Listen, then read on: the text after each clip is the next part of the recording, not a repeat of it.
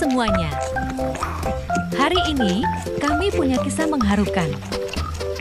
Ini adalah kisah beberapa anak kucing yang ditinggal induknya. Si kecil berbulu itu baru berusia beberapa minggu. Dan jelas bahwa ia membutuhkan bantuan. Kami memutuskan untuk mengambil anak kucing itu dan memberinya perawatan dan kasih sayang yang layak. Dan memastikan ia memiliki rumah yang hangat dan nyaman. Si anak kucing tumbuh menjadi anak kucing yang sehat dan bahagia. Dan anak-anak kucing tersebut sekarang mempunyai induk barunya.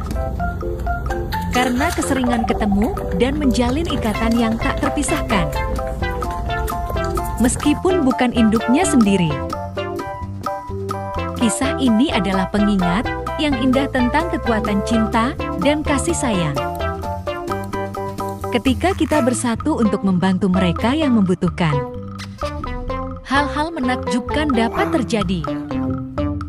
Terima kasih telah mendengarkan, dan jika Anda menikmati kisah ini, jangan lupa untuk mengikuti terus ya. Sampai jumpa lagi. Buat kalian yang belum subscribe, silahkan subscribe. Terima kasih.